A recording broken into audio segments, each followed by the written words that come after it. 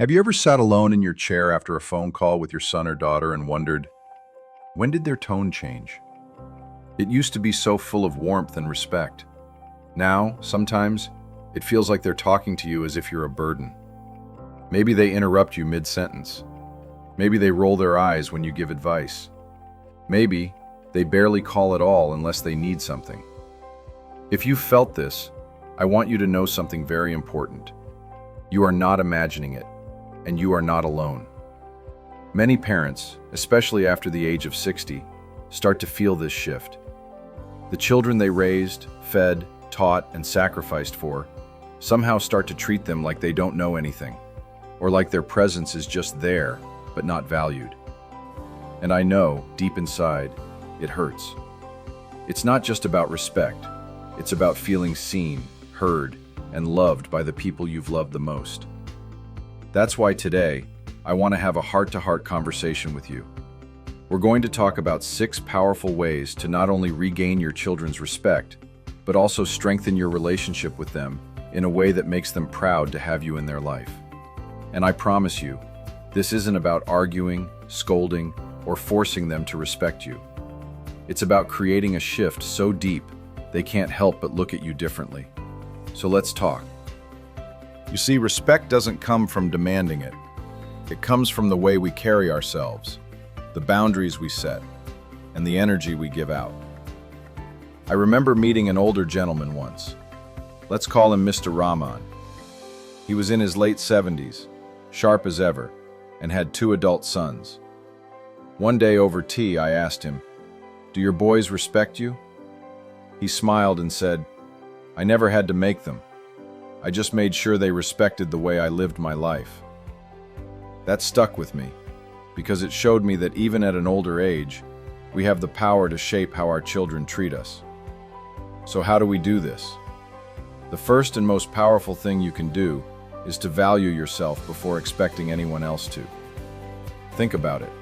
If we constantly put ourselves last, always give in, always say yes even when it hurts us, what message are we sending?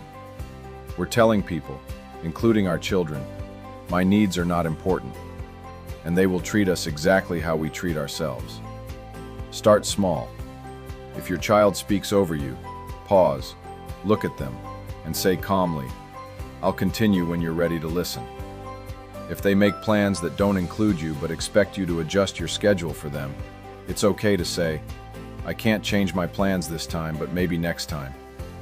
This is not being rude. This is showing self-respect. And children, no matter how grown they are, notice that. The second thing is keep growing, keep learning, and keep surprising them.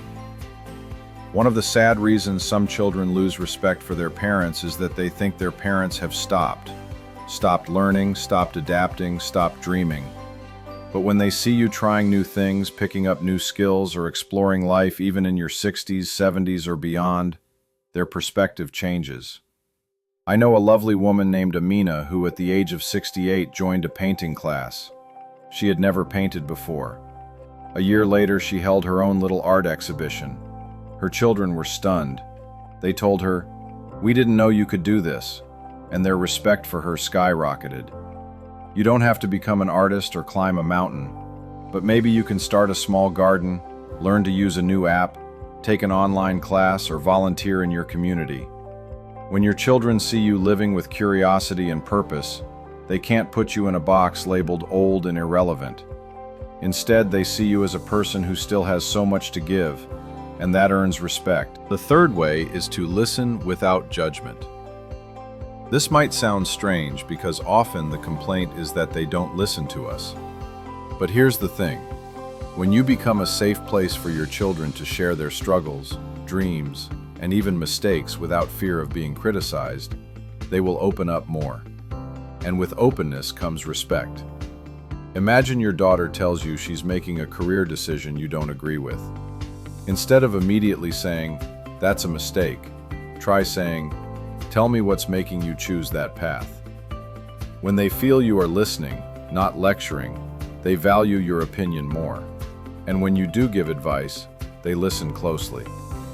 I've seen so many families transform simply because the parents changed the way they responded to their grown-up kids.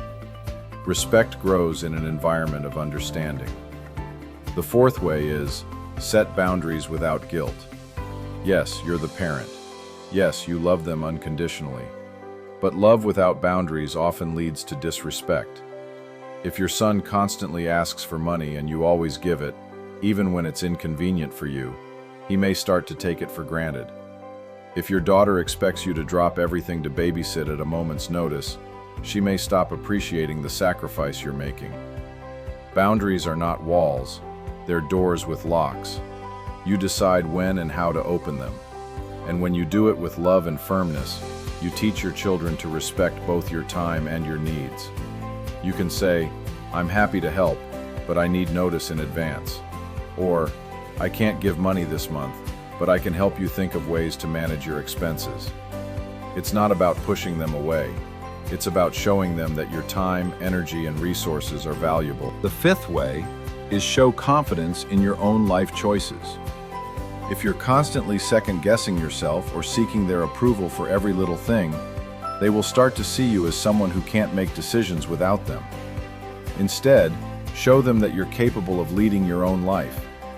If you decide to join a community group, take a trip, or try a new hobby, do it without asking for permission. Share it with excitement, not hesitation. When they see you making confident choices, they respect you as an independent, capable adult, not just as mom or dad who depends on them for validation. And finally, the sixth way, and perhaps the most powerful, is live by example. You want your children to speak to you kindly? Speak to them kindly, even when you're upset. You want them to value your time? Value their time too. You want them to keep you in their lives? Show up in ways that make them feel loved, but not smothered. I've seen elders who, without ever raising their voice, command deep respect simply because of the way they treat others. They keep their promises. They don't gossip.